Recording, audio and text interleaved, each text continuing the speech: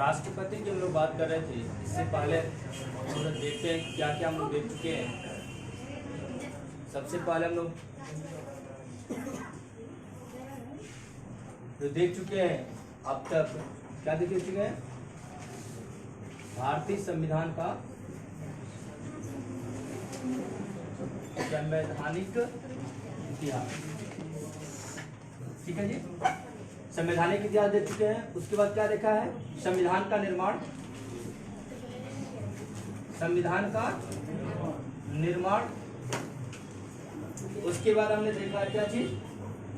संविधान का निर्माण देखा है। उसके बाद आपका जो है कौन?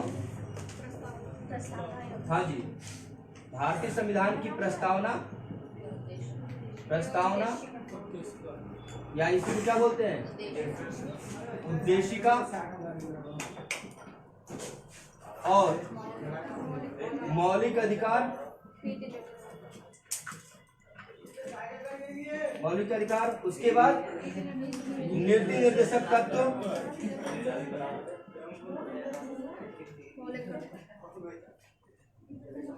उसके बाद मौलिक कर्तव्य, ठीक है। और अब क्या पढ़ रहे हैं लोग? संसदीय प्रणाली, भारत की संसदीय प्रणाली, ठीक है बेटा। यहां तक हम लोग ऑलरेडी पढ़ चुके हैं। संसदीय प्रणाली तक हम लोग क्या कर चुके हैं? पढ़ चुके हैं, ठीक है जी। अब हम बात करते हैं थोड़ा सा, संसदीय प्रणाली तक पढ़ चुके थे। संसदीय प्रणाली में मैंने बताया था आपको कि 3 चीजें शामिल हैं। आर्टिकल कहां से कहां तक? संसदीय प्रणाली आर्टिकल 52 से लेकर के 151 तक किसकी चर्चा की गई है? संसद की। अब संसद में 3 भू पोर्शन हम लोग देखा था। कौन कौन सा? में जो शक्ति का बंटवारा है, कार्यपालिका, विधायिका और न्यायपालिका में बंटवारा है, ठीक है। तो कार्यपालिका और विधायिका की चर्चा कहाँ मिलती है आपको? संसद के अंतर्गत ही मिलती है, ठीक है। तो राष्ट्रपति, इसमें जो सबसे मैंने बताया था संसद के 3 भाग होते हैं। कौन कौन? राष्ट्रपति, लोकसभा और राज्यसभा। बेटा इसको तो आज जो है हम लोग भारत के राष्ट्रपति को देखेंगे।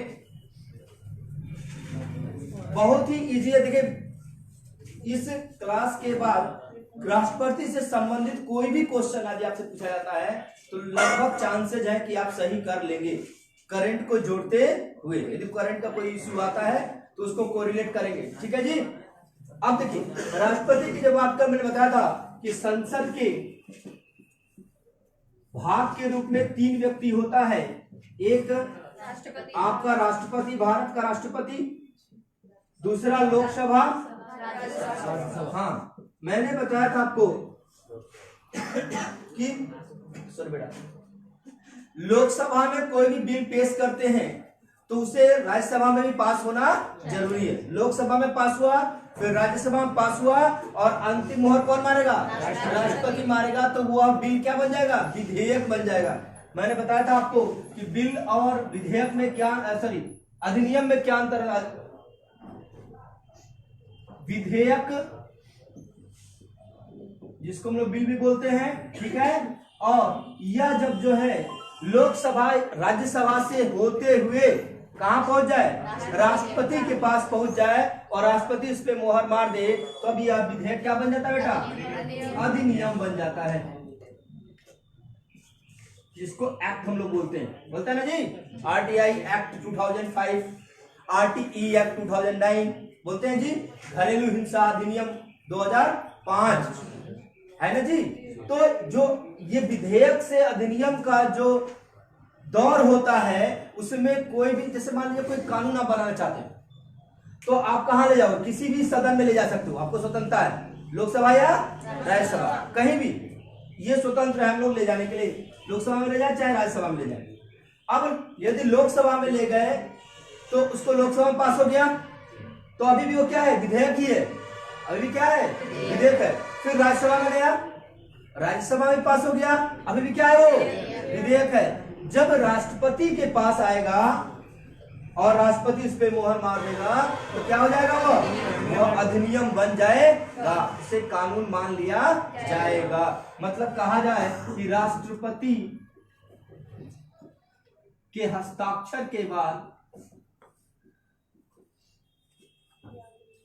क्या होता है बेटा? कोई भी विधेयक अधिनियम बन जाता है। आगे समझ में? मतलब कानून कैसे बनता है ये हम लोग इस प्रक्रिया से देखते हैं। तो संसद के 3 भाग हैं, जो रीट, टेट, सुपर टेट, दुनिया भर की चीजें जो कर रहे हैं, टीजीटी पीजीटी कर रहे हैं, चाहे 1 to 5 या 6 to 8। संसद एक पोर्शन है, आपने उसको जरूर ध्यान रखिएगा, क्योंकि संसद इससे बाहर क्वेश्चन नहीं आना चाहिए। तीनों को पढ़ लिया तो राष्ट्रपति, लोकसभा और राज्यसभा। ठीक है जी। अब देखिए, ध्यान रखिए, आपका राष्ट्रपति जो है, इसको एक एक करके हम लोग देखेंगे, फिर लोकसभा देखेंगे, फिर राज्यसभा देखेंगे। कई बार क्वेश्चन पूछा जाता है कि निम्नलिखित में से कौन संसद का भाग नहीं है, और ऑप्शन में राज्यपाल भी आ सकता है, प्रधानमंत्री भी आ सकता है, कोई कैबिनेट मंत्री भी आ सकता है। तो याद रखिए, संसद के केवल 3 ही भाग हैं। कौन कौन? सामान्यतः कहा जाए तो विधायिका के 3 पोर्शन है। ये क्या है? विधायिका, कानून बनाने वाले के 3 है। लेकिन कार्यपालिका को क्यों छोड़ दें? क्योंकि कार्यपालिका प्रमुख कौन होता है? राष्ट्रपति होता है। और जो लोकसभा में बैठे हुए हैं, राज्यसभा में, लोकसभा में जो बैठे हैं, यह भी कार्यपालिका के हिस्से होते हैं कि नहीं होते? होते हैं। चलिए आइए अब स्टार्ट करते हैं राष्ट्रपति।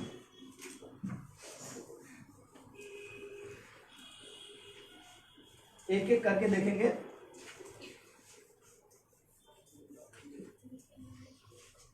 सबसे पहले तो आर्टिकल 52 जो बोलता है वह जरूर लिख लीजिएगा।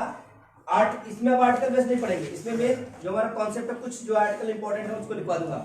लगभग आर्टिकल 52 से लेकर के आर्टिकल 62 तक जो है, हाँ 52 से लेकर 62 तक राष्ट्रपति की चर्चा सामान्यतः होती है। ठीक है, तो लगभग आपको दिमाग में रहेगा ये तो कम से कम राष्ट्रपति का मैटर है ही।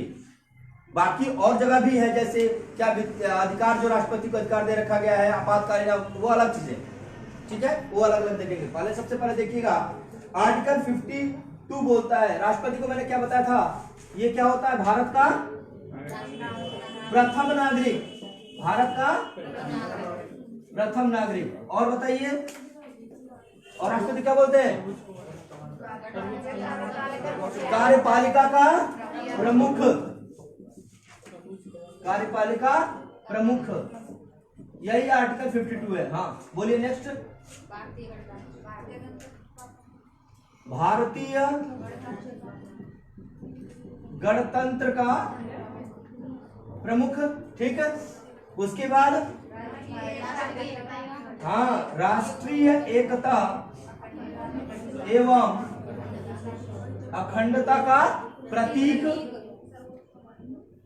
ठीक है, उसके बाद सर्वोच्च कमांडर, यही हम लोग चर्चा किए थे सीडीएस की, सर्वोच्च कमांडर। ठीक है, तीनों सेनाओं का प्रमुख कौन है? राष्ट्रपति। ठीक है जी, इतना ही था। अब आइए देखिए, जो आर्टिकल 52 बोलता है बेटा, वो बोलता है कि संघ की कार्यपालिका का एकमात्र प्रमुख कौन होगा? राष्ट्रपति होगा। संघ की कार्यपालिका का एकमात्र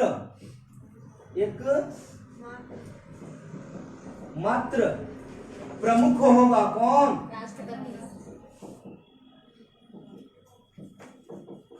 ये बोलता है हमारा आर्टिकल 52। ठीक है बेटा, यह आर्टिकल 52 बोलता है।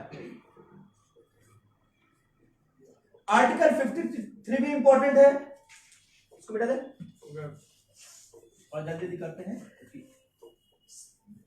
समझते चलिएगा, नहीं समझ में आया पूछिएगा।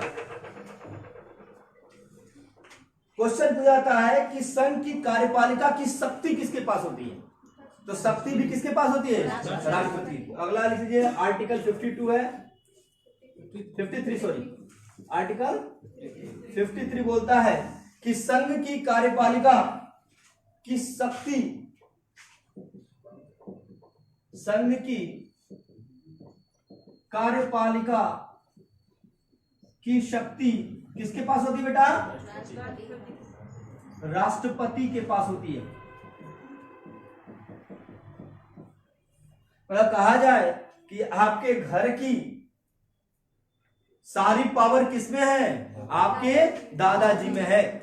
भले ही अब मान लीजिए घर में आप मानते नहीं, प्रधानमंत्री मतलब आपके पिताजी मानते नहीं आपकी दादाजी की, आपकी माताजी गृह मंत्री नहीं मानती है पिताजी की, लेकिन यदि कोई बाहर से आता है, गेस्ट आया हुआ घर में, तो क्या करते हैं जी?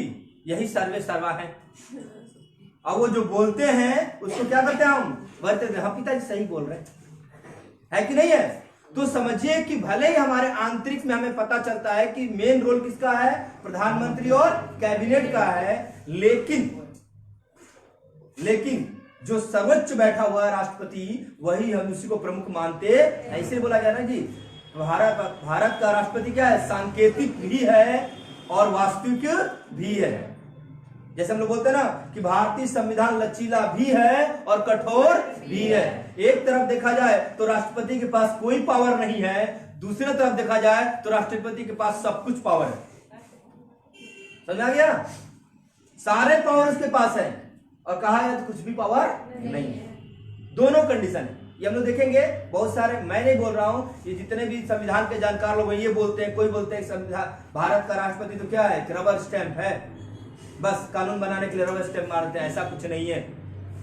राष्ट्रपति कार्यालय में भी बहुत सारे अधिकारी होते हैं आईएएस लेवल के, वो मंथन करते हैं, सोचते हैं। अभी बताऊंगा आपको कि भारत का राष्ट्रपति जो हम लोग सोच लेते हैं वह नहीं है।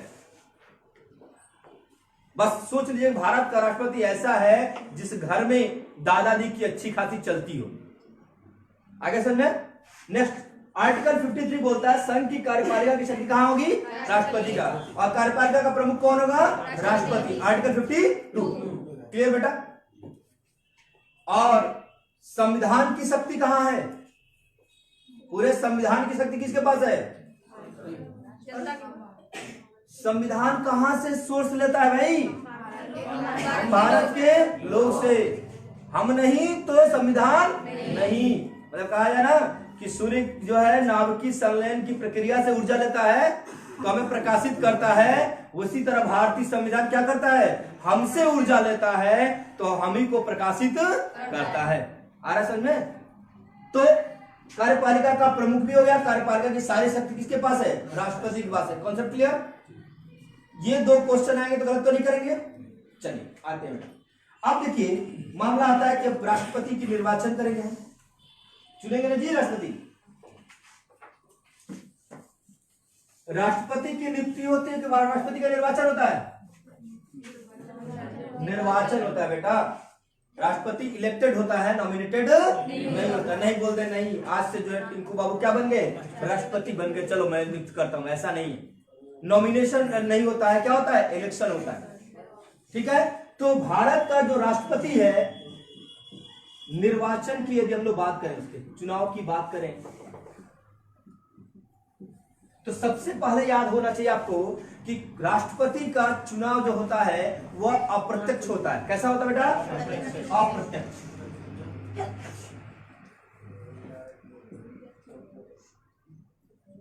अब इनडायरेक्ट होता है। ठीक है? प्रत्यक्ष मैंने बताया था कि जिस मतदान प्रक्रिया में हम डायरेक्ट शामिल हो, भारतीय जनता मतलब 18 साल का वयस्क, 18 साल से ऊपर का, 18 साल तक का जो वयस्क है, वह जिस मतदान की प्रक्रिया में स्वयं शामिल हो वह क्या हो जाएगा? प्रत्यक्ष चुनाव कहलाएगा। और जिसमें आप न शामिल होकर के आपके प्रतिनिधि शामिल हो वह कहलाएगा अप्रत्यक्ष। अब से बोलते हैं क्वेश्चन सर जी याद करना पड़ेगा, रटना पड़ेगा, प्रधानमंत्री का चुनाव ये है, राष्ट्रपति का ये है, मुख्यमंत्री का ये है, विधानसभा का मेरे कुछ नहीं। दिमाग में बस रखो, सभी लगभग 18 साल के हैं, दिमाग में रखो कि किसका वोट तुम डालने नहीं जाते हो। जिसका वोट डालने जाते हो उसका चुनाव प्रत्यक्ष है, और जिसका वोट डालने तुम नहीं जाते हो वो क्या है? प्रधान का चुनाव देते हो, वोट देते हो प्रधान को, चुनाव कैसा होगा? प्रत्यक्ष या प्रत्यक्ष? विधायक को मत देते हैं, प्रत्यक्ष या अप्रत्यक्ष? देते हैं विधायक का जी, एमएलए आते हैं, सांसद का वोट देते हैं नहीं देते हैं? हाँ भाई अभी बहुत आएंगे, बहुत सारी चीजें हैं। हाँ, नगर पालिका जी कौन पूछ रहा है? ठीक है, देखिए तो कहने का मतलब कि जो जिसके चुनाव में आप भाग लेते हैं प्रत्यक्ष रूप से, वह प्रत्यक्ष चुनाव कहलाएगा, और जिसके में भाग नहीं लेते हैं, राज्यसभा के सदस्यों को आप चुनने जाते हैं क्या? तो क्या ऐसा चुनाव है? प्रत्यक्ष चुनाव है। ठीक है, यूनिवर्सिटी लेती है वो, अभी बाद में बताऊंगा उसको, राज्यसभा जब पढ़ाऊंगा तो। उसके बाद जो है प्रधानमंत्री के चुनाव भाग लेते हैं आप? लेते हैं। प्रधानमंत्री का चुनाव ही नहीं होता भाई, प्रधानमंत्री की नियुक्ति होती है। ये पढ़ाऊंगा मैं आपको। प्रधानमंत्री केवल क्या होता है बताया? एमपी होता है, मेंबर ऑफ पार्लियामेंट, सांसद होता है वो। उसकी पार्टी बोलती है भाई हमने जीत करके आए हैं हम लोग, और हम में से जो है इसको मान लो कि क्या बना देते हैं, प्रधानमंत्री बना दो, हमने चुन लिया, चलो ठीक है। तो हमने क्या किया, जो प्रतिनिधि वो चुनते हैं कि हम में से ये जो क्या बनेगा, प्रधानमंत्री बनेगा, राष्ट्रपति इसी को नॉमिनेट कर देता है, राष्ट्रपति नियुक्त कर देता है। आगे समझे? तो प्रधानमंत्री की नियुक्ति होती है, मुख्यमंत्री की नियुक्ति होती है, लेकिन वह संसद, सांसद और विधायक के रूप में चुन करके आता है, ये जान लीजिए। नियुक्ति भले ही होगी लेकिन हमारे द्वारा चुना गया। इसीलिए जब प्रधानमंत्री, मुख्यमंत्री लोकसभा और विधानसभा में बैठा होता है तो वह एकमात्र किसकी हैसियत से बैठा होता है? सांसद या विधायक की हैसियत से बैठा होता है। वो सब एक्टिविटीज कर सकता है जो अन्य सांसद और विधायक करते हैं। आप देखिएगा प्रधानमंत्री जी का बाहर का रोल, बाहर का उनका भाषण एक्टिविटी, और संसद में लोकसभा में एक्टिविटी, अंतर नजर आएगा। आपके उत्तर प्रदेश के मुख्यमंत्री जी की बाहर की जो भाषण है अभिव्यक्ति, और जो विधानसभा में होती है वो अंतर आपको नजर आएगा। तो वहां वो विधायक होते हैं और वहां से निकलते क्या बन जाते हैं? वो मुख्यमंत्री और प्रधानमंत्री होते हैं। हाँ, उनके प्रति उत्तरदायी हम लोग सब पढ़ेंगे, लोकसभा ऐसा सब पढ़ना है। तो निर्वाचन प्रक्रिया होगी किसकी? तो पूछा है क्वेश्चन, राष्ट्रपति का चुनाव कैसा होता है, प्रत्यक्ष या अप्रत्यक्ष? तो अप्रत्यक्ष मारेंगे, ठीक है जी। अब उसके बाद कौन कौन भाग लेगा? जब प्रत्यक्ष नहीं है तो हम तो लेंगे नहीं, तो भाग लेगा कौन? तो क्वेश्चन यहां बनता है भाग लेगा कौन? तो होता है निर्वाचन मंडल के द्वारा।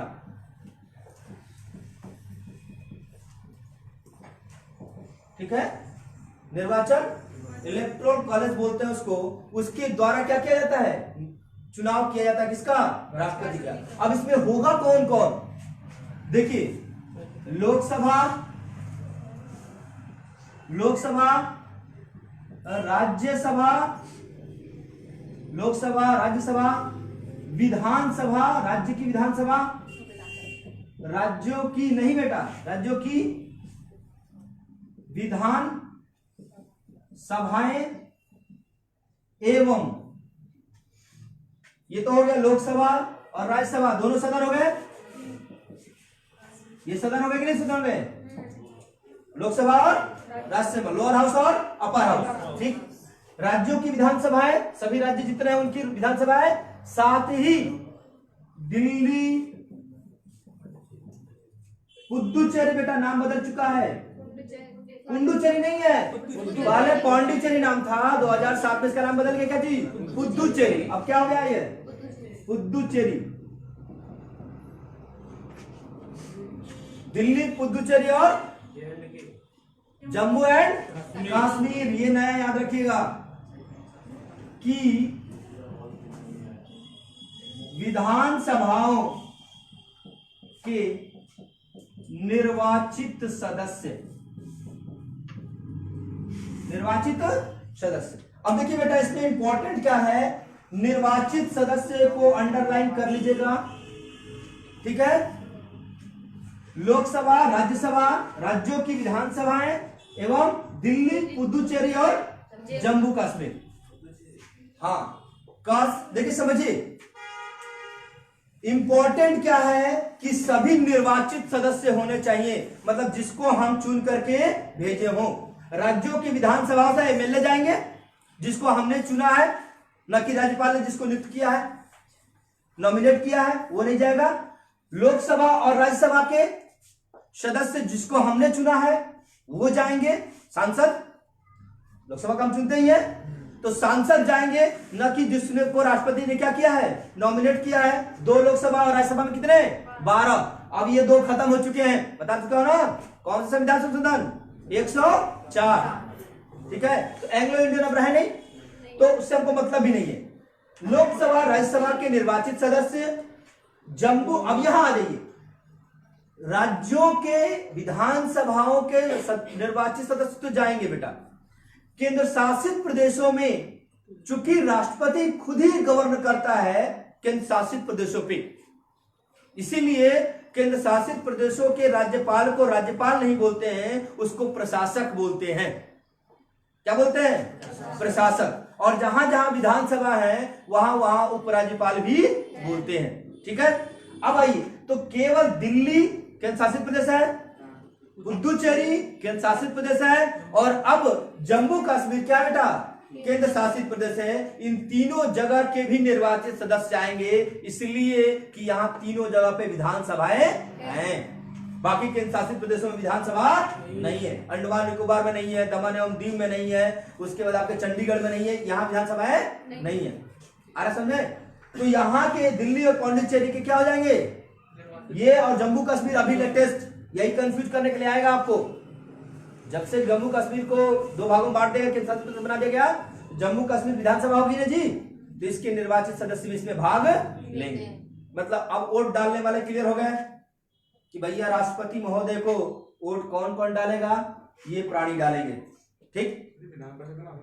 नहीं, विधान परिषद नहीं होती है, विधान परिषद नहीं होती है, और राष्ट्रपति के द्वारा नियुक्त किए गए व्यक्ति नहीं होता। सीधा मैं बोलता हूं बेटा कि हमने मान लीजिए कि कन्हैया को नियुक्त किया है कोचिंग के लिए, भैया तू ऐसा काम कर, ये मैनेजमेंट देख लियो, ठीक, और कन्हैया ही डिसाइड करेंगे मैं मालिक रहूंगा कि नहीं, संभव नहीं है। तो इसीलिए नॉमिनेशन से हटा दिया गया। प्लस दूसरी चीज, जो ये तो आपका व्यवहारिक हो गया, दूसरी इंपॉर्टेंट इसलिए जानिए कि लोकतंत्र है और राष्ट्रपति गणतंत्र का प्रतीक है। बताया था मैंने आपको, गणतंत्र हम इसलिए हैं क्योंकि हमारा एक प्रमुख बैठा हुआ है, तो उसमें भारतीय जनता का इन्वॉल्वमेंट जरूरी है।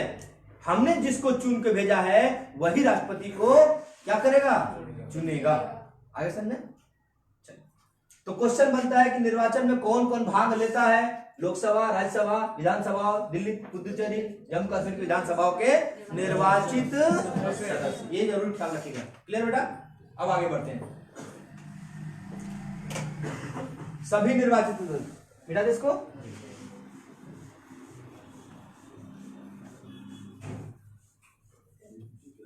समझते चलिएगा थोड़ा थोड़ा, क्वेश्चन यहीं से बनना है बेटा जी। अब भैया, हाँ,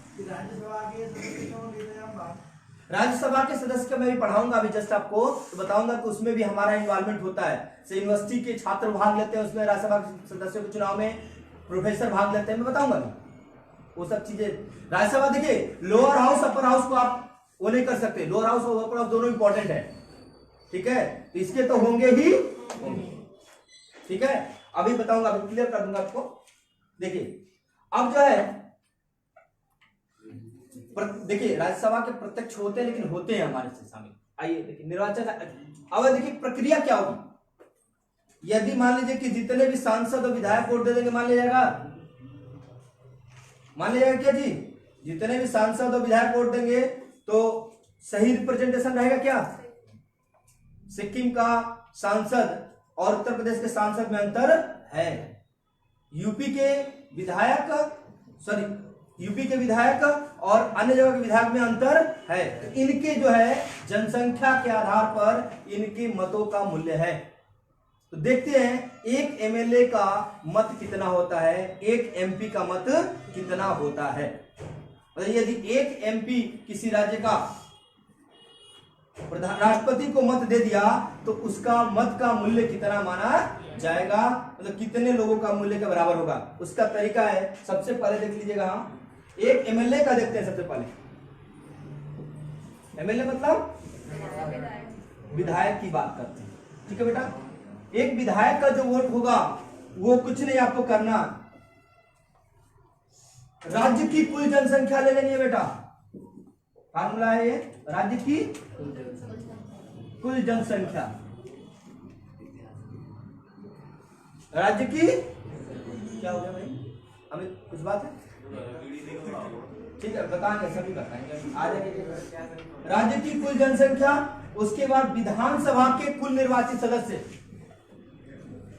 विधानसभा के कुल निर्वाचित सदस्य, निर्वाचित सदस्य में ही 1000 से मल्टीप्लाई कर देते हैं तो निकल के आ जाता है 1 एमएलए का मत। अब देखिए जैसे मैं बताऊं आपको, हाँ जैसे यूपी का निकालते हैं, यूपी के एक एमएलए का हम निकालते हैं, तो यूपी के एमएलए का निकालते हैं, एक एमएलए की, यूपी के एक एमएलए की मत, सबसे ज्यादा मत किसका वैल्यू होता है, यूपी के। इसीलिए देखिए इलेक्शन जब आता है तो सबसे ज्यादा किस पे फोकस किया जाता है, यूपी पे। सारे मतलब यूपी पे जिस गवर्नमेंट का अधिकार है, जान लीजिए सामान्यतः केंद्र में भी वही कंट्रोल करे, इसलिए यूपी का इलेक्शन मोस्ट इंपॉर्टेंट होता है। यूपी के एक एमएलए का वोट देख, भारत की यूपी की पॉपुलेशन कितनी है, 22 करोड़ जो बोल रहे हैं, लेकिन यह अभी वाला नहीं लिया जाता है। जो जनगणना ली जाती बेटा, जनगणना का अधिकार आधा जो है 1971 की जनगणना है, यह भी क्वेश्चन पूछा गया डायरेक्ट, ठीक है। 1971 की जो जनगणना हुई थी उसी को आधार बना करके जो है क्या रखा गया है, आपको एमएलए और एमपी का निकाला जाता है। तो राज्य की जनसंख्या का आधार क्या होगा, 1971 की जनगणना। अब 1971 की जनगणना को लेकर देखिए हम लोग 2011 की विचार बन रहा है कि होना चाहिए, अभी देखिए हुआ नहीं। नेक्स्ट अब देखिए लगभग 8 करोड़ 38 लाख का लगभग जो है यूपी की पॉपुलेशन थी, 8 करोड़ 38 लाख 49,905 ये जनसंख्या थी किस समय, 1971 में, किसकी, उत्तर प्रदेश की। और उत्तर प्रदेश सीटें कितनी हैं, 403 निर्वाचित बोल रहे हैं, जो निर्वाचित होते हैं, ठीक है जी। अब इसमें क्या करेंगे, 1000 से मल्टीप्लाई कर देंगे, उसके बाद जो निकल के आएगा 208, कितना, 208। मतलब कि यदि यूपी का एक एमएलए राष्ट्रपति को मत देता है तो इसका मत 208 मत के बराबर माना जाएगा। आगे समझे, ये हाईएस्ट है यूपी का ही, हाईएस्ट किसका होगा, यूपी की, क्योंकि यूपी की पॉपुलेशन क्या है, सबसे ज्यादा है। आगे समझे। अब ये तो 208 हो गए एक एमएलए। अब यही हमें पता करना है कि कुल एमएलए के, तो 403 से मल्टीप्लाई कर देंगे, नहीं कर देंगे, तो निकल के चला आएगा, चलिए लगभग इतना ही आएगा। यहां से 3 जीरो कर देंगे, 1 2 3 यहां कर देंगे, इतना ही आ जाएगा पूरे यूपी का मत का। वो मत जानिए, बस आप जानिए कि ऐसे निकाला जाता है। आपसे हाँ बेटा, ये मत है, एक विधान एमएलए यदि वोट देगा, एक एमएलए ने वोट दिया तो उसका मत कितना काउंट किया जाएगा, 208 यूपी का। अदर राज्यों का हो सकता है 100 हो, 50 हो, अलग अलग हो सकता है। इसीलिए जहां की जनसंख्या ज्यादा है वहां का मत ज्यादा माना जाता है। आ रहा समझे, सर्वाधिक मत एमएलए के और एमपी के एमएलए की मत, सॉरी मत इनका क्या है, यूपी का सर्वाधिक है, ठीक है बेटा। इसको जल्दी जल्दी समझिए। अब देखिए बेटा, यदि आपको एमपी का निकालना हो, किसका निकालना हो, एमपी का निकालना हो, लिख लीजिए, फॉर्मूला लिख लीजिएगा, लेकिन पूछा इतना ध्यान मत रखिएगा, ज्यादा हाई लेवल तक पूछा जाता, कभी पूछ दिया गया है, डायरेक्ट फॉर्मूला ही पूछ दिया गया है। सभी राज्यों के विधायकों के मतों का कुल, सभी राज्यों के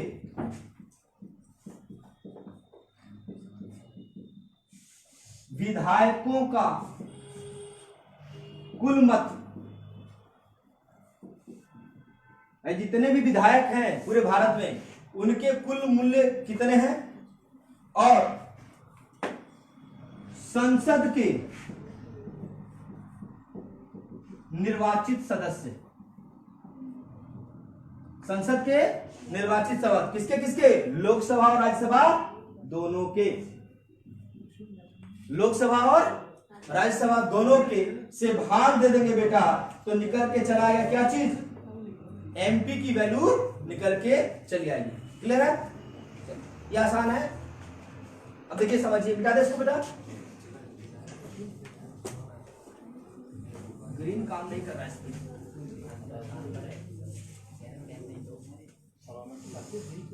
अब आइए देखिए प्रक्रिया क्या होती है, कैसे चुनाव होता है राष्ट्रपति का, उसको देखते हैं जहां से क्वेश्चन बनते हैं।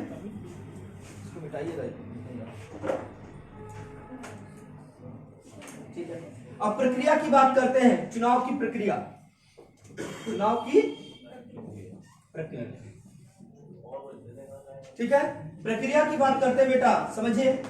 तो राष्ट्रपति का जो चुनाव होता है, पूछा था किस प्रक्रिया से होता है, तो कई बार पूछा गया है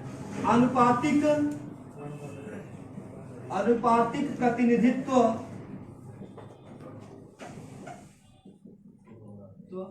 की एकल संक्रमण प्रणाली।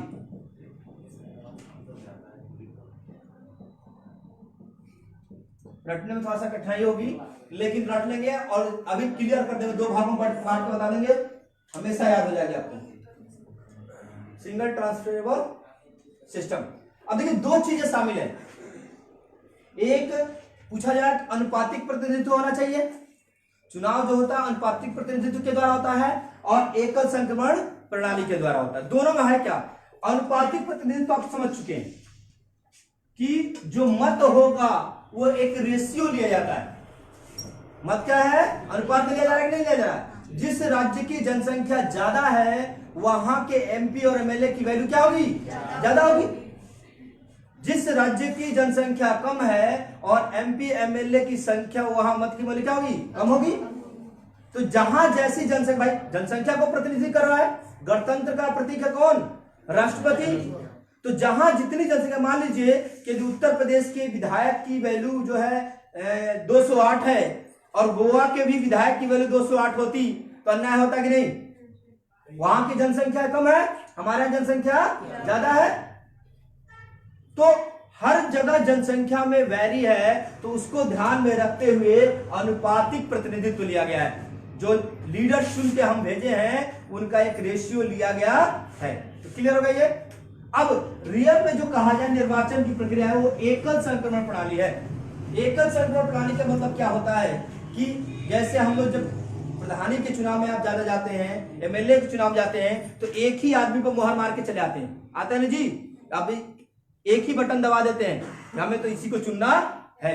लेकिन राष्ट्रपति को ऐसा नहीं होता है, इतनी बारीकी से दिया गया है कि कोई भी बता ना, राष्ट्रपति का पोस्ट, राष्ट्रपति की सारी प्रक्रिया इतनी बारीकी से डिफाइन की गई है कि कहीं भी निगेटिविटी नजर नहीं आती है। बोलता है आप मना नहीं कर सकते कि मैं इन्हीं को राष्ट्रपति बनाना चाहता हूं, आप मना नहीं कर सकते कि मैं इनको करूंगा, इनको नहीं मानता हूं। तो उसमें बोला गया है कि एकल संक्रमण प्रणाली मतलब आपको रैंक देना है, सबसे फेवरेट मेरे ये, थोड़ा सा कम फेवरेट ये, उससे कम फेवरेट ये, चौथे उससे कम फेवरेट, मतलब फेवरेट रहना है लेकिन कम कम कम कम, मतलब रैंकिंग आपको देना है, वोट सबको देना है, लेकिन यह ध्यान रखना है कि सबका रैंक बस डिसाइड कर दीजिए कि मैं चाहता हूं ये पहले पर है, ये दूसरे पर है, वो तीसरे पर है, ये चौथे पर है। इसी को बोलाता है क्या चीज, एकल संक्रमण प्रणाली। बहुत बढ़िया समझा देता हूं आपको, कभी भूलेगा नहीं बेटा। इसको देखिए बेटा, जैसे मान लीजिए ये है हमारी,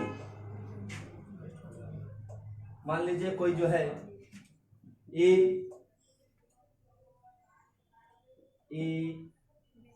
बी सी डी, मान लीजिए ये चार लोग, तीन ही लोग, हाँ चार लोग खड़े किया, चार इलेक्शन लड़ने के लिए है राष्ट्रपति का, ठीक।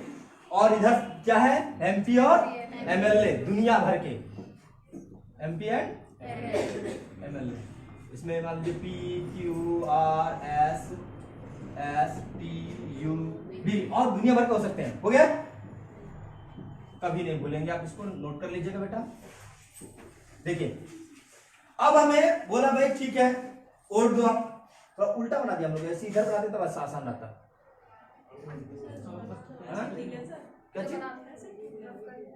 ठीक है कोई बात, चलिए देखिए हम अब पी ने क्या किया, पी का मन है कि भैया बी वाला क्या है, मेरा फेवरेट है, ये प्रत्याशी है किसके, राष्ट्रपति के पद के प्रत्याशी हैं, ठीक है।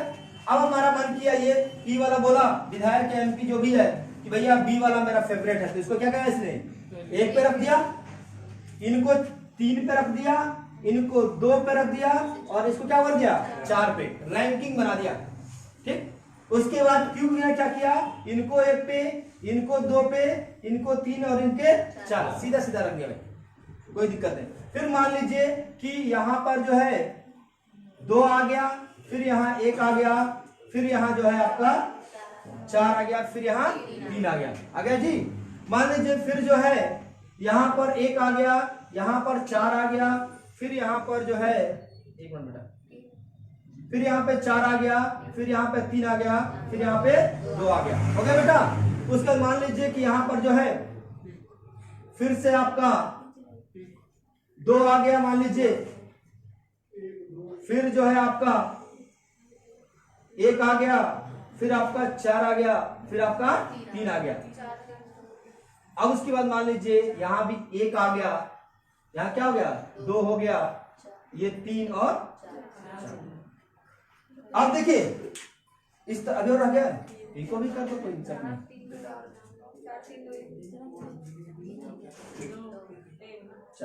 ठीक, अब देखिए समझिए, हाँ बोले सर जी जो है वोटिंग बहुत नाइंसाफी वाली हुई है। नहीं देखिए वोटिंग हो गई बेटा, अब हमें समझना क्या है कि सभी ने वोट दिया, सभी को वोट दिया, सभी ने वोट दिया, सभी को वोट दिया, एमपी और एमएलए ने। हमने क्या किया, अब जब चुना जाएगा तो देखा जाएगा कि 1 नंबर पे सबसे ज्यादा कौन है, 1 2 3 4 5, मतलब जो बी जो है सबसे ज्यादा इसको 1 नंबर पर रखा गया है। और अब क्या किया जाएगा, इसके मतों को क्या कर लिया जाएगा, इसको हटा करके, इन दोनों को क्या करके हटा करके इनके मतों को जोड़ा जाएगा। वैल्यू बता चुका हूं, एमएलए की 208 है, इसी तरह सबको जोड़ करके और देखा जाएगा कि जो टोटल मत है भारत के उसका 50% प्लस है कि नहीं, 50% और +1 यदि हो जाए, मतलब 50% प्लस है तो इसको क्या कर देगा, राष्ट्रपति बेचारा घोषित हो गया। हाँ जी, अरे नहीं भाई मैंने जानबूझ कर नहीं किया है, नहीं बोल रहे सर जी आपका नाम, ऐसा नहीं है, मैंने जानबूझ के नहीं किया, मैं इधर देख ही नहीं रहा था, मैं तो इधर कैलकुलेट कर रहा था। चलिए ठीक है, चलिए एसडीआई गुरुकुलम का तो राष्ट्रपति हूँ, चलिए आइए, ठीक है भाई, राष्ट्रपति हर जगह है, आपके परिवार में है, संस्था में है, हर जगह है, हमारी सुनते नहीं है, डायरेक्टर कोई और है, डायरेक्टर मैडम बोल तो दिया सारा, अब यही सब कुछ सुन लेगा। इधर देखो बेटा, बात नहीं, टाइम कम है, अब हमारा सुनिए बेटा, अब जो है ये 1111 जो है इनको हमने क्या किया, देख लिया, यदि 50% से ज्यादा मत मिल गया तो ये राष्ट्रपति चुन लिए जाएंगे बी। लेकिन बेटा एक कंडीशन यह भी होता है कि यदि नहीं हुए तो 50% मत हुआ ही नहीं, कांटे की टक्कर है, तो फिर क्या करते हैं कि जो सबसे ज्यादा चौथे नंबर पे है कौन है, डी, 4 यहां 4 यहां 4 यहां 4 यहां, तो इसको हटा दिया जाता है, क्या हो गया, हटा दिया गया। और फिर से जो है इनमें देखा जाता है कि फिर अब मत कैसे आ रहे हैं, जनरली प्रक्रिया होती है, इनके मत को इसमें ट्रांसफर कर दिया जाता है, वो आपको जानने की जरूरत नहीं है, बस सीधा ये जानिए बेटा कि आपको इसी को बोला जाता है एकल संक्रमण प्रणाली। आगे समझे, राष्ट्रपति का चुनाव कैसे होता है, कल भूलेंगे, आपको केवल याद रखना है एकल संक्रमण प्रणाली और अनुपातिक प्रतिनिधित्व, ठीक है जी, बेटा इसको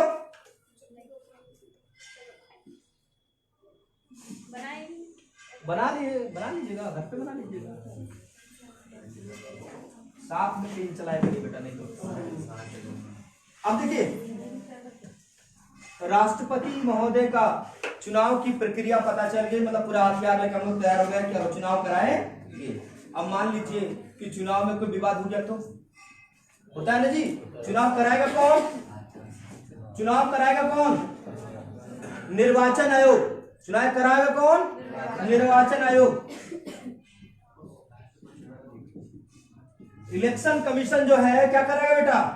चुनाव कराएगा, लेकिन कोई भी विवाद उत्पन्न होता है तो निर्वाचन आयोग जो है निपटारा नहीं करेगा।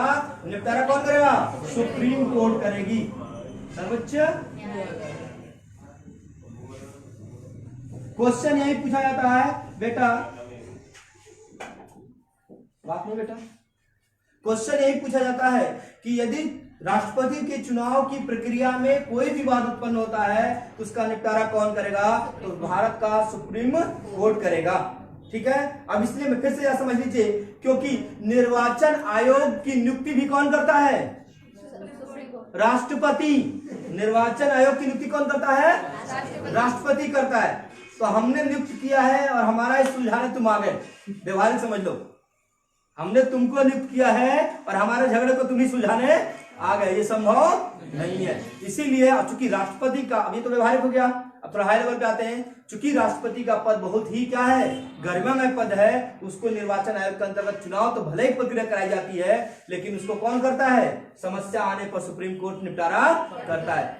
राष्ट्रपति और उपराष्ट्रपति के पद की विवाद को छोड़ करके बाकी जितने भी भारत में निर्वाचन होते हैं सभी का निपटारा कौन करती है? निर्वाचन आयोग। देखिएगा, जब इलेक्शन कमीशन, जब आचार संहिता लग जाती है तो किसी भी राज्य में चुनाव हो रहा है तो राज्य, केंद्र में हो रहा है तो केंद्र, तो सारा जो प्रशासनिक व्यवस्था है वो किसके कंट्रोल में आ जाता है? निर्वाचन आयोग के। जैसे आचार संहिता लगती है क्या हो जाता है? सब डर जाते हैं, नहीं डर जाते हैं कि अब कुछ किए तो क्या गए, सीधा अंदर गए, और सारे ट्रांसफर होने शुरू हो जाते हैं। जितने चापलूस लोग बाहर, और जो मतलब क्या होते हैं, अच्छे अधिकारी और अच्छे होते हैं, क्या हो जाते हैं? फ्रंट पे आ जाते हैं। निर्वाचन आयोग उसको लेके आता है। ठीक है, आप ये समझिए, बारीकी से समझिए, किसी भी राष्ट्रपति और उपराष्ट्रपति को छोड़कर किसी के निर्वाचन में कोई भी विवाद होता है तो उसका निपटारा कौन करेगा?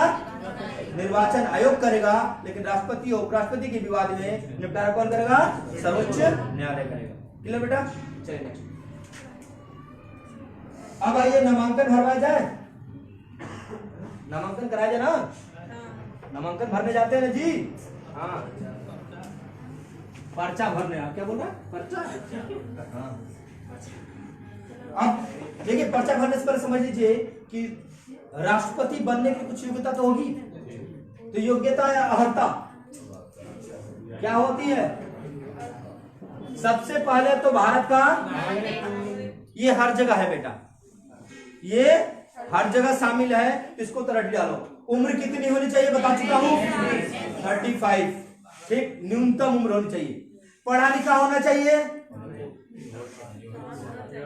संविधान में कहीं वर्णन नहीं है कि भारत के राष्ट्रपति बनने के लिए आपका पढ़ा लिखा होना चाहिए। क्वेश्चन पूछा गया है, मतलब अंगूठा छाप भी क्या बन सकता है? राष्ट्रपति बन सकता है, यदि उसके अनुभव भारत के लिए जरूरी है। आगे समझे?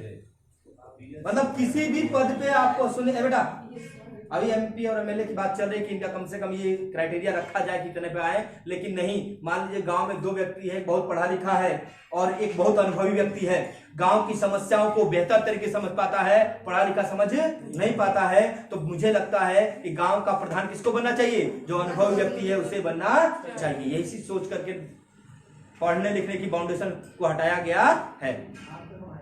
ठीक है, तो अब आइए इधर। हाँ, आपने गांव की बात बाद में करिएगा। आइए पहले भारत की बात कर ले। भारत को गांव मान के, भारत का नागरिक हो पहली चीज। दूसरा क्या हो? मिनिमम 35 साल की उम्र हो।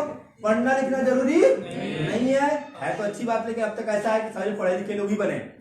ठीक है, ये अच्छी बात है। ये प्रेजेंट करता है कि भारत की जनता क्या है? पढ़े लिखे को रिस्पेक्ट देती है।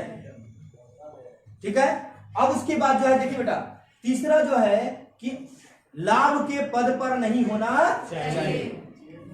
लाभ का पद जो है, समझिए,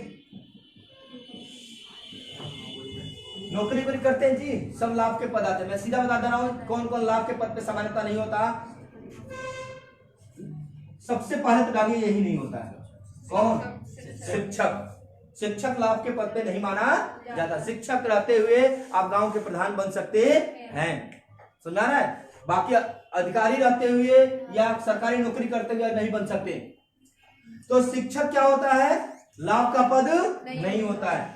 राज्यपाल लाभ का पद नहीं है, ठीक है, नहीं। राज्यपाल तो इस पर प्रधानमंत्री बोला लाभ का पद है। राज्यपाल बेचारा स्वेच्छा से सेवा देने के लिए होता है, सर्वोच्च पद है। उसके बाद मंत्री जितने भी होते हैं वो क्या होते हैं, वो लाभ के पद पे नहीं होते हैं। लिख लीजिएगा, मंत्री, संघ या राज्य मंत्री,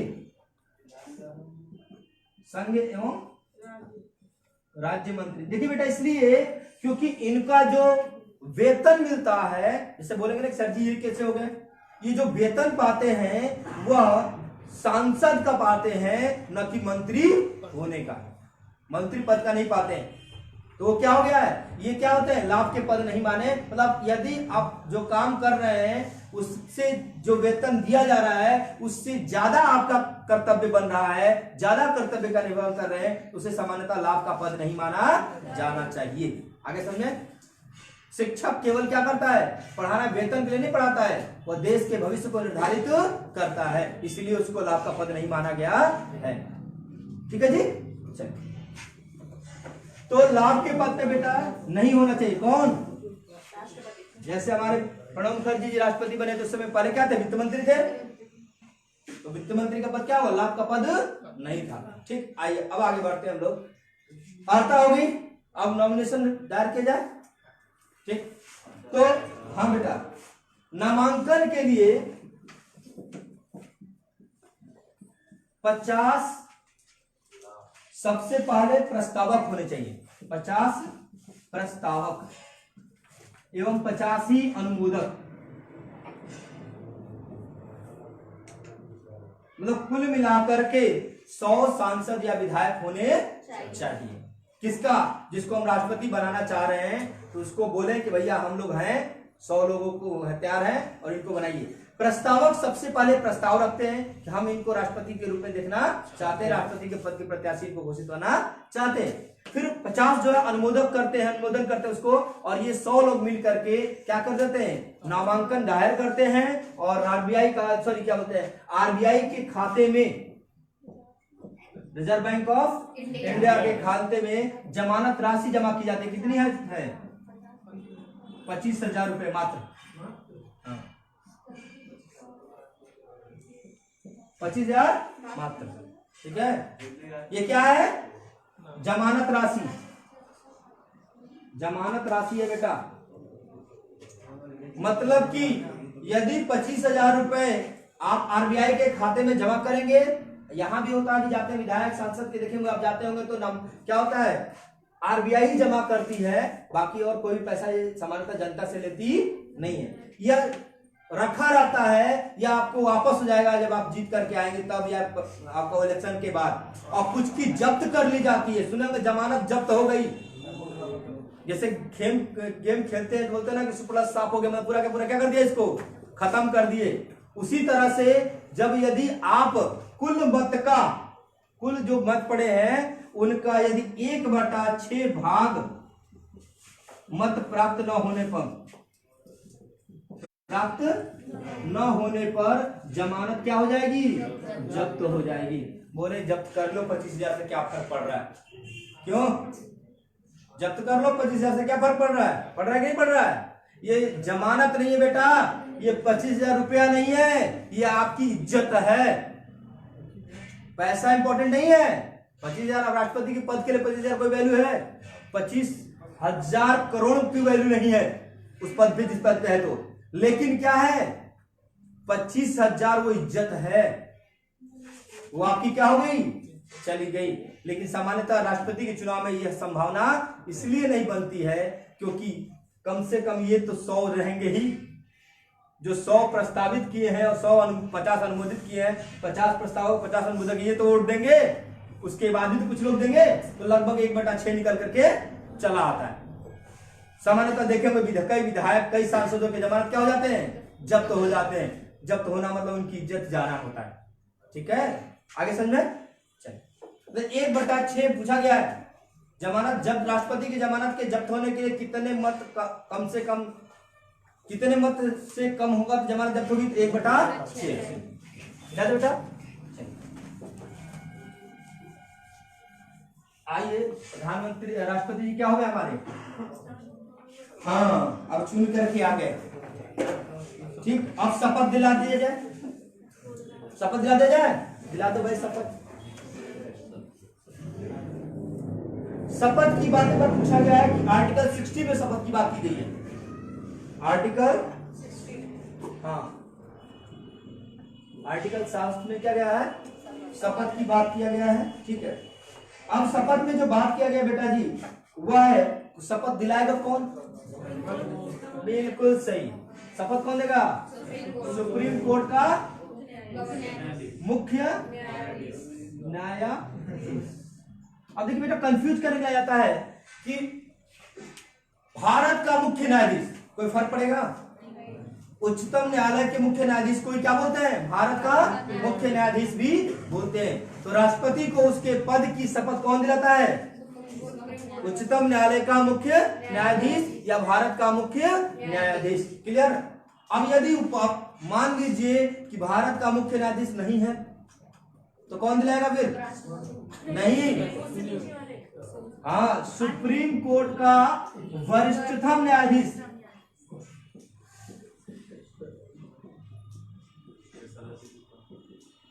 वरिष्ठतम न्यायाधीश मतलब जो भी वरिष्ठ व्यक्ति होगा उसमें न्यायाधीशों में, वही क्या करेगा? राष्ट्रपति को शपथ दिला देगा। अब बेटा बताइए इसकी, अब राष्ट्रपति महोदय चुन के आ गए, अब चुन गए तो कितने साल तक काम करेंगे? 5 साल तक काम करा दो। तो लिख लीजिए कार्यकाल कितना होता है? 5 साल।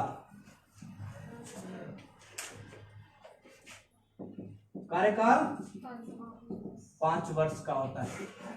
ठीक है, लेकिन ये होता है कि मान लीजिए कि 5 साल बाद चुनाव प्रक्रिया चल रही है और अभी जो है नया राष्ट्रपति चुन करके नहीं आया किसी कारण से, तो क्या होगा? तब तक वो पद पे बना रह सकता है।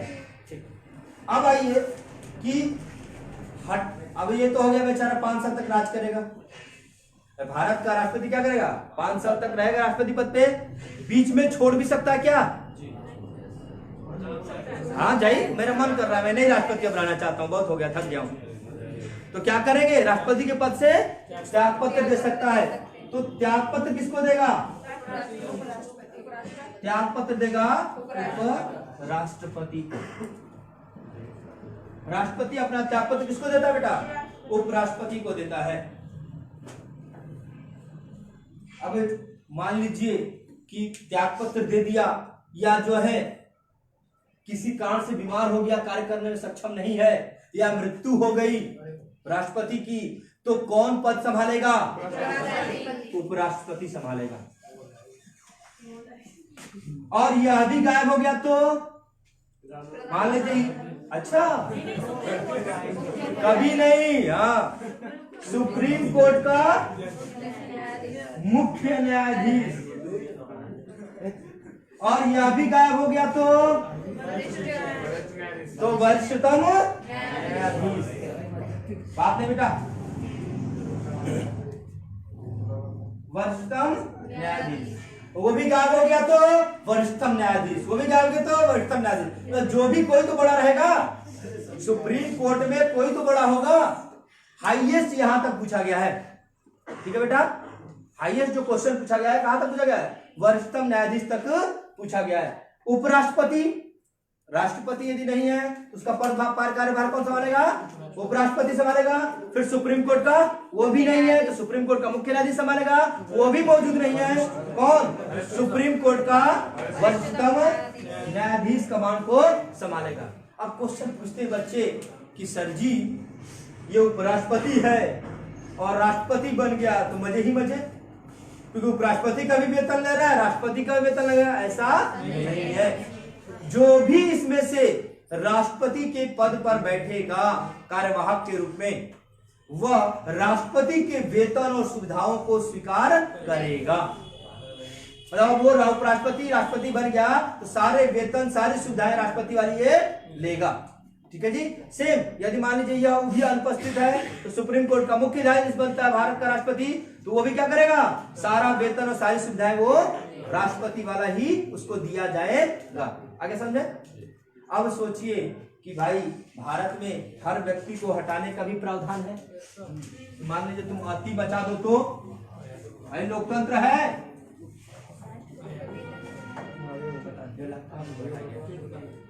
देखिए सुनिए, यदि हटाने की बात किया जाए तो क्या करेंगे, राष्ट्रपति को हटाना इतना आसान नहीं है। राष्ट्रपति को हटाया जा सकता है किसके द्वारा, महाभियोग के द्वारा। अब ये क्या समस्या है भाई, महाभियोग क्या है समझ लीजिए थोड़ा सा 2 मिनट। महाभियोग कब लगेगा, आर्टिकल 61 में वर्णन है इसका, देख लीजिए। आर्टिकल 61 के तहत राष्ट्रपति पर महाभियोग लगाया जाता है चीज क्या चीज समझ लीजिए। पहले लगेगा कैसे, क्या काम करेगा राष्ट्रपति के लगेगा, संवैधानिक उल्लंघन पे, संविधान के उल्लंघन पे ही लगेगा। राष्ट्रपति ने कोई ऐसा कार्य किया है जिससे संविधान का क्या हुआ है, उल्लंघन हुआ है, तभी उस पर महाभियोग लगाया जा सकता है। महाभियोग लगाने का जो है ये लगाया कौन, संसद, मतलब लोकसभा और राज्यसभा। कहां लगाया जाएगा, लोकसभा अर्ध क्या हो गया, संसद की एक अर्धन्यायिक प्रक्रिया, मतलब कहा जाए कि कहां पर, किस जगह पर, किस अनुच्छेद के अनुसार हमारी संसद न्यायालय की तरह दिखाई देती है, तो वह अपने किया करता है। हो गया। अब महाभियोग समझिए है क्या चीज, संविधान का उल्लंघन करने पर राष्ट्रपति लगाया जाएगा। लोकसभा या राज्यसभा कहीं से पूछा जाता है कहां पेश किया जाएगा, महाभियोग प्रस्ताव कहां पेश किया जाएगा, कहीं भी पेश किया जा सकता है, चाहे लोकसभा में पेश किया जाए चाहे राज्यसभा में। लेकिन ख्याल रहे, यदि मान लीजिए कि लोकसभा में पेश किया जा रहा है तो कम से कम 1/4 1/4 सदस्य हस्ताक्षर करने चाहिए।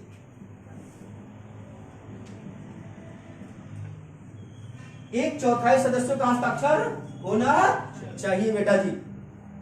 यदि क्या कर रहा है तो लोकसभा, राज्यसभा में चल रहा है तो यहाँ के भी 1/4 सदस्यों का क्या होना चाहिए, हस्ताक्षर होना चाहिए महाभियोग प्रस्ताव लाने के लिए। अब मान लीजिए राज्य लोकसभा ने क्या लाया, महाभियोग का प्रस्ताव लाया, और महाभियोग का प्रस्ताव ला करके पास कर दिया अपने यहाँ, अपने क्या हो गया, पास हो गया।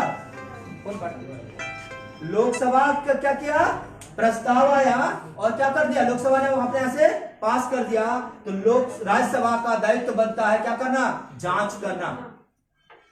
न्यायिक बताया ना, हाँ राज्यसभा क्या करेगी, उसकी जांच करेगी कि रियल में सही है कि नहीं, रियल में संविधान का उल्लंघन हुआ है कि नहीं। और जब जांच कर लेगी और यदि राज्यसभा भी इसको पास कर देती है तो राष्ट्रपति को पद से हटा दिया जाएगा। इसी प्रक्रिया को बोलते हैं महाभियोग की प्रक्रिया। लेकिन प्रस्ताव रखते ही 14 दिन पहले इन्फॉर्म करना जरूरी होता है, किसको, राष्ट्रपति को। दिन बहुत इंपॉर्टेंट है। देखिए मैं बता रहा हूं कि संविधान जैसे बताया था, एज बताया था आपको 35, 30, 25, 21 और 18, उसी तरह 14 दिन बहुत इंपॉर्टेंट दिए हैं। 14 दिन और 6 महीने ये हर जगह आपको चर्चा मिलेगा, ठीक है। तो 14 दिन पहले इन्फॉर्म करना जरूरी है, 14 दिन पहले किसको, राष्ट्रपति महोदय। क्यों, क्योंकि मान लीजिए कि सर्वोच्च पद पे है और उसे यदि लगता है कि हाँ मैंने संविधान का उल्लंघन किया है तो नैतिकता के आधार पर वह त्याग पत्र दे सकता है, महाभियोग लगाने की आवश्यकता नहीं पड़ेगी, ठीक है जी। इसीलिए 14 दिन पहले सूचना दे रहा है कि आप पे क्या जा रहा है, महाभियोग प्रस्ताव लाया जा रहा है, अब आपका क्या विचार है। आ गया, तो नैतिकता के आधार पर अपना त्याग पत्र दे देता है तो ठीक है, और नहीं तो महाभियोग लगा करके उसको हटाया जा सकता है। भारत की महानता है कि अभी तक किसी भी भारत के राष्ट्रपति पर महाभियोग नहीं लगाया गया है, जबकि उच्चतम न्यायालय सुप्रीम कोर्ट और हाई कोर्ट के जज पर को हटाने का भी तरीका क्या होता है, महाभियोग की प्रक्रिया होती है। और उसको देखा जाएगा जब मैं आपको पढ़ाऊंगा सुप्रीम कोर्ट और हाई कोर्ट। यहां तक हमारा राष्ट्रपति क्या हो गया, चुन करके आ गया, शपथ दिला दिया, हटाने की प्रक्रिया भी हमने देख ली। और अब कल देखा जाएगा क्या चीज, पावर क्या है राष्ट्रपति के, पावर मतलब राष्ट्रपति के शक्तियां क्या क्या इसको मिली हुई है, जिससे हम लोग बोलते हैं कि इसके पास है भी कि नहीं है। ठीक है, इसको देखा जाएगा नेक्स्ट क्लास में। कौन सा इसको कर लीजिए। ठीक है बेटा, बंद कर दूं। हाँ।